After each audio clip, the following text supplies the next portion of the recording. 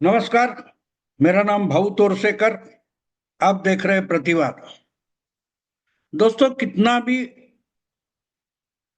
सामान्य इंसान हो, आम आदमी हो, वो भले राजनयिक या बुद्धिजीवी हो ना हो, हर कोई सोचता है, बच्चा हो बुजुर्ग हो, वो इर्द गिर्द जो घटनाएं होती है, खबरें मिलती है, उस पर सोचता रहता है और व्यक्त नहीं होगा, एक्सप्रेस नहीं करेगा, अपने मन की बात बोलेगा नहीं।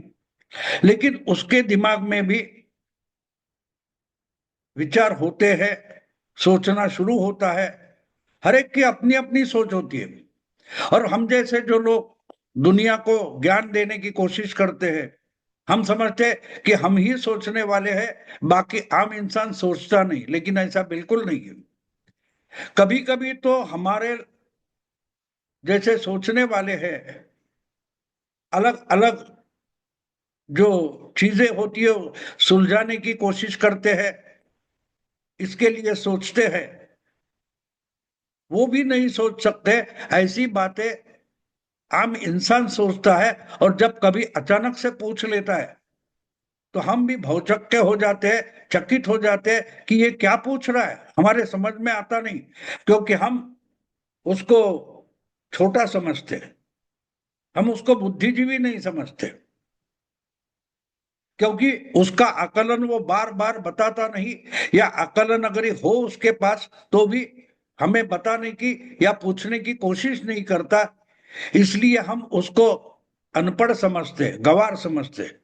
लेकिन एक सामान्य आम आदमी जितनी बारीकी से चीजें सोचता है, समझता है, वो कभी कभी अचानक सामने आ जाती है और मैं भी चकित हो जाता हूं। कल परसों की बात है, हमारे एक पड़ोसी के पास कोई आया था और उनसे बात करते करते उन्होंने एक सवाल ऐसा पूछा कि मैं चकित हो गया। यानी उनके सवाल का जवाब देते देते मुझे समझ में आया कि मैंने इस पर सोचा तक नहीं है, यह सवाल बड़ा भारी है। उन्होंने पूछा कि राहुल गांधी को मोदी जी इतना बर्दाश्त क्यों करते हैं। इसीलिए तो मैंने वही तो सब्जेक्ट बनाया। जिस ढंग की झूठी बातें, सरासर झूठ राहुल गांधी बोलते रहते हैं, बिना सर पैर के कुछ भी बोल देते हैं, आरोप करते रहते हैं, अपमान करते रहते हैं, तो मोदी जैसा एक ताकतवर देश का प्रधानमंत्री राहुल गांधी का मामला तमाम क्यों नहीं कर देता। आसान है। अगर केजरीवाल हो या वो कौन था झारखंड का हेमंत सोरेन, ऐसे लोगों को जो मामले बने उसमें उनको फंसा दिया, जेल तक पहुंच गए, तो इतने मामले राहुल गांधी पर चल रहे हैं, तो उसको फंसा कर जेल में डालना और उसका मुंह बंद करना मोदी जी के लिए बहुत बड़ी मुश्किल बात नहीं है ना। गृह मंत्री अमित शाह के लिए मुश्किल बात है। तो मोदी जी क्यों नहीं करते, इनका मुंह क्यों नहीं बंद करते, उनको चुप करने क्यों नहीं करते। आपको याद होगा, केजरीवाल का मुंह बंद था, हेमंत सोरेन का मुंह बंद था, हमारे संजय राउत का मुंह बंद था जब जेल में थे। तो क्यों ना राहुल गांधी को किसी केस में, जो बहुत सारे केसेस पड़े, उसमें उठाकर अंदर डाल देना। मोदी के लिए, अमित शाह के लिए कोई बड़ी बात नहीं, बिल्कुल आसान बात है। फिर भी वो नहीं करते, तो हमें लगता है क्यों बर्दाश्त करते हैं। लेकिन मैं जब ये सवाल 2 दिन पहले हमारे पड़ोसी के पास आए मेहमान ने पूछा, तब से ये दिमाग में घूम रहा है कि क्यों नहीं करते। मैंने उनको जवाब देने की कोशिश की, लेकिन उनका समाधान नहीं हुआ। तो ये बात मेरे मन में भी खटकती रही कि मैं उनका समाधान क्यों नहीं कर पाया। तो समझ में आया कि ये सवाल मेरे भी दिमाग में है, मैं बोलता नहीं हूं ना, उस पर कभी कुछ विश्लेषण किया है, लेकिन बात तो सच है। कभी कभी लगता है कि राहुल गांधी बर्दाश्त के बाहर है, सरासर झूठ बोलते हैं, गलत गलत और गंदी गंदी बात बोल देते, गंदे गंदे शब्द बोल देते, तो क्यों नहीं इसको चुप किया जाए? मुझे भी लगता है, लेकिन मैंने कभी बोला नहीं हाँ भाई राजनीति है, ये है वो है। एक बार तो मैंने शायद बोल भी दिया था एक दो बार, क्यों क्यों मोदी जी राहुल गांधी को बचाने की कोशिश करते, क्यों उद्धव ठाकरे या आदित्य ठाकरे को फडणवीस या मोदी अमित शाह बचाना चाहते हैं? अगर आपको गाली दे रहे हैं तो चुप करो उनको, लेकिन नहीं करते, ये तो सच्चाई है। तो इसके लिए अगर चुप नहीं करते, उनको अंदर नहीं डाल देते, उनके हाथ में अधिकार होने के बावजूद और संभावना होने के बावजूद, तो मतलब साफ है, या तो बर्दाश्त कर रहे या तो उनको बचा रहे। तो क्या इसके पीछे भी कोई राजनीति हो सकती है? 2 दिन से मैं सोच रहा था, तो अचानक बात करते यानी सोचते सोचते एक अलग मुद्दा दिमाग में आया। क्या राहुल गांधी ऐसा मामला है? पाकिस्तान भी वैसा ही मामला है। अगर हमने आज तक बार बार पाकिस्तान को जंग छेड़कर हराया, पाकिस्तान ने जंग छेड़ा, हमने जवाब दिया और उसको ठोक दिया, उसका बहुत भारी नुकसान हुआ, पाकिस्तान के 2 टुकड़े हो गए, पाकिस्तान का हर जंग में बहुत भारी नुकसान हो गया। तो हम पाकिस्तान का मामला खत्म ही क्यों नहीं करते? अभी अभी आपको याद होगा ऑपरेशन सिंदूर हुआ, उसके बाद पाकिस्तान अपने पैरों पर भी अभी खड़ा नहीं हो पा रहा है, अपने लड़ाकू हवाई जहाज नहीं उड़ा पा रहा है। तो ये तो सोच दिमाग में एक सवाल पैदा होता है कि क्यों क्यों ये मामला तमाम क्यों नहीं किया जाता, हमेशा के लिए ये खत्म क्यों नहीं किया जाता? तो जब ये सोच दिमाग उस पर चलने लगा, तब एक बात समझ में आए कि पाकिस्तान, मान लो हम जीत सकते हैं, पूरा पाकिस्तान जीत सकते, 10-15 दिन क्या जंग होगी तो पूरा पाकिस्तान जीत सकते, लेकिन उसके आगे क्या? जिसको कुछ करना है तो पाकिस्तान का मामला तमाम करना है या राहुल गांधी का मुंह बंद करना है, ये हमारे लिए आसान होता है, क्योंकि वो होने के बाद क्या, इसका जवाब हमारे पास नहीं होता और हमको कुछ करना भी नहीं होता। लेकिन देश का प्रधानमंत्री हो, देश की आर्मी हो, देश की सरकार हो, उनको ये सब बातें सोचनी पड़ती है कि अगर ये कर दिया तो उसके बाद जो माहौल खड़ा होता है, जो परिस्थितियां बनती है, उससे कैसे निपटेंगे। पाकिस्तान की आवाम, पाकिस्तान की पॉपुलेशन अगर 24-25 करोड़ है और उनको हरा दिया, जंग में हरा दिया, तो उसकी जिम्मेदारी कौन उठाएगा? आपको याद होगा जब 2001 के बाद अमेरिका ने अफगानिस्तान पर हमला किया था, उसके बाद वहां की जो व्यवस्था थी, जहां एडमिनिस्ट्रेशन था, वो खड़ा करने में अब खरबों डॉलर अमेरिका को खर्चे करने पड़े। उनके बहुत सारे सैनिक, अधिकारी, नागरिक अफगानिस्तान में मारे गए और उसके बावजूद वो पूरी तरह से अफगानिस्तान को कंट्रोल नहीं कर पाए, तो छोड़कर निकलना पड़ा। बिल्कुल वही बात इराक में भी हुई थी, इराक पर हमला किया गया और बाद में वहां की व्यवस्था, वहां के कुछ लोग साथ लेकर अमेरिका को चलानी पड़ रही थी, लेकिन उसकी कीमत कितनी होती है? अमेरिका जैसा एक संपन्न अमीर देश शायद एक कीमत उठा सकता है, क्या भारत उठा सकता है?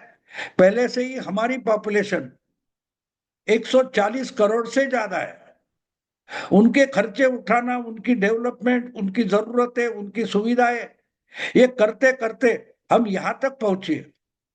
और 140 करोड़ में और 20-25 करोड़ भिखारी हम अपने सर पर उठाकर ले हमारे छाती पर उनका बोझ चढ़ाए, तो क्या व्यवस्था पाकिस्तान की हम चला सकते?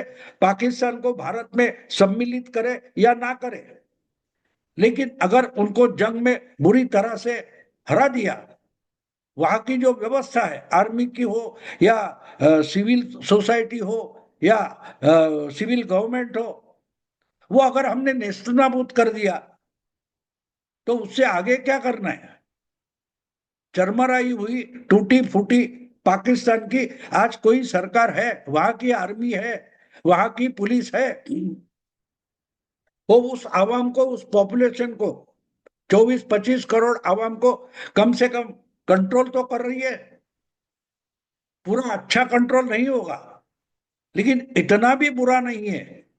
अगर गवर्नमेंट ही नहीं होगी तो वो पूरा खेवास हो जाता है, अराजक हो जाता है। और जो पहले से दहशत गर्दों के अड्डों से प्रभावित है, वो सब वहां के जो टेररिस्ट है वही पाकिस्तान की सत्ता काबिज कर लेंगे, कब्जा कर लेंगे। तो उनसे तालमेल मिलाना या उनके साथ व्यवहार करना मुश्किल हो जाएगा। और इसलिए जैसा भी है, पाकिस्तान का गवर्नमेंट, पाकिस्तान की आर्मी, उनसे लड़ना आसान है, लेकिन अगर वो भी टूट फूट गए, तहस महस हो गए, तो पाकिस्तान की जिम्मेदारी कौन उठाएगा? इतनी बड़ी लंबी बॉर्डर सरहद पाकिस्तान से हमारी जुड़ी हुई है। इस पूरी बॉर्डर पर अगर टेररिज्म शुरू हो जाए, जैसे आज हम देखते हैं कि अफगानिस्तान की बॉर्डर पर वही तालिबान पाकिस्तान को कितने परेशान कर रहे, तो हम क्या करेंगे? तो इसलिए टूटी फूटी जो कुछ व्यवस्था पाकिस्तान में है वो चलती रहे। वो खुद को एक राष्ट्र समझे, देश समझे, एक आवाम समझे और चलती रहे, ये हमारे लिए भी अच्छी बात है। वहां केओस होने के बजाय कुछ कम से कम एक डिसिप्लिन हो, अनुशासन हो, एक प्रशासन हो, ये हमारे भी फायदे की बात है। इसीलिए हम पाकिस्तान को बर्दाश्त करते हैं, क्योंकि उसके बाद क्या करना है। और दूसरी बात है कि जो टूटी फूटी करप्ट व्यवस्था आज पाकिस्तान में है, वो चलती रहने के लिए उनको भी एक सरकार जैसी, एक शासन जैसी, एक गवर्नमेंट जैसी कुछ व्यवस्था चलानी पड़ती है। और दुनिया को और अपनी आवाम को दिखाने के लिए कम से कम सिविलियन होना पड़ता है। और वो हमारे लिए अच्छा है। हमको लगेगा उस दिन ठोक देंगे, बाकी के दिन वो रोते रोते जिए, हमको कोई प्रॉब्लम नहीं है। इसलिए हमेशा पाकिस्तान से जंग होती है, लड़ाई होती है, तो हम उनको अधमरा करके छोड़ देते हैं, अधमरा करके छोड़ देते हैं, ताकि उनकी लड़ने की क्षमता ना हो। भारत को चैलेंज करे, भारत की व्यवस्था है, भारत का प्रशासन है, भारत की आर्मी है, उसको चैलेंज ना करे, इतना उनको अधमरा करके हम छोड़ देते। तो इसका मतलब ये है कि हम पाकिस्तान को बर्दाश्त करते हैं। अब यही बात जो पाकिस्तान के बारे में मैंने समझाई आपको, वही बात थोड़ा बदल करके, थोड़ा चेंज करके राहुल गांधी को लगा कर देखो। राहुल गांधी खुद का दिमाग उनको है नहीं, वो ढंग से अपनी पार्टी नहीं चला सकते। और लेकिन वो जो बचपना करते हैं, उससे उनकी पार्टी ही विकलांग हो गई है। उसमें कोई संगठन बचा नहीं है, उसकी कोई विचारधारा बची नहीं है, उसकी कोई आइडियोलॉजी बची नहीं है, उसका कोई अनुशासन बचा नहीं है। बस राहुल गांधी कहते वही सच है। अगर राहुल गांधी कहते कि मरने के बाद 1 साल हुआ और उसके बाद अरुण जेटली उनको मिलने को आए थे, तो वो कांग्रेसी तालियां बजाते। ये इसका सबूत है कि कांग्रेस एक पार्टी नहीं बची है, कांग्रेस एक संगठन नहीं बचा है जो किसी विचारधारा पर चले, किसी प्रोग्राम पर चले, किस रणनीति पर चले। ऐसा दल कांग्रेस बचा ही नहीं है। लेकिन कांग्रेस वैसी ही रहे, विकलांग रहे, उसकी अपनी कोई सोच ना हो, ना उसका कोई प्रोग्राम हो। इसी ढंग से अगर कांग्रेस चलती रही तो बीजेपी के लिए पूरे देश में कोई बड़ा चैलेंज नहीं होता। तो इसलिए जहां तक कांग्रेस अधमरी रहे, विकलांग रहे, तो उसके लिए राहुल गांधी के हाथ में कांग्रेस की हाईकमान होना आवश्यक होता है। उनको जेल में डालकर उनके लिए सहानुभूति पैदा करना गलत होगा, तो वो गलती तो मोदी करने से रहे। लेकिन दूसरी बात साइड देखो आप, सिक्के का ये दूसरा पहलू है। राहुल गांधी की जो भाषा है, असभ्य बर्तन है, वो थोड़ा बर्दाश्त करते हैं, लेकिन इसके बदले में राहुल गांधी जिस ढंग से देश की 2 नंबर की पार्टी और विपक्ष का दल अगर विकलांग रखते हैं, तो बीजेपी के लिए, मोदी शाह के लिए, अपनी पार्टी के लिए पॉलिटिक्स चलाना और चुनाव लड़ना और जीतना आसान हो जाता है। तो इसलिए मैं मानता हूं कि हमें लगता है कि मोदी जी राहुल को बर्दाश्त कर रहे, लेकिन बर्दाश्त नहीं कर रहे। मैं मानता हूं कि बीजेपी को ताकतवर पार्टी रखना और लगातार चुनाव जीतकर सत्ता में रहना है, तो सामने वाली बड़ी पार्टी जो नेशनल पार्टी है और जिसके सिवा कोई नेशनल चैलेंज बीजेपी और मोदी के लिए खड़ा ना हो, इसके लिए जो सबसे बड़ी 2 नंबर की पार्टी है, जो कांग्रेस को, बीजेपी को चैलेंज हो सकती है, उसका नेता राहुल गांधी जैसा होना जरूरी है। तो उसके बदले में जो कीमत राहुल गांधी मांग रहे, वो बिल्कुल छोटी कीमत है। वो असभ्य भाषा बोलेंगे, बचपना करेंगे, ये कीमत बहुत छोटी है बीजेपी के लिए सत्ता में रहने के लिए। क्योंकि अगर राहुल गांधी की जगह दिमाग लगाने वाला, मेहनत करने वाला, सोचने वाला कोई तगड़ा लीडर, संगठक, ऑर्गेनाइजर अगर कांग्रेस में सामने आ जाए और कांग्रेस का नेतृत्व करेगा, लीडरशिप करेगा, तो बीजेपी के लिए लगातार अलग अलग राज्यों के या देश के नेशनल चुनाव जीतना आसान नहीं रहेगा।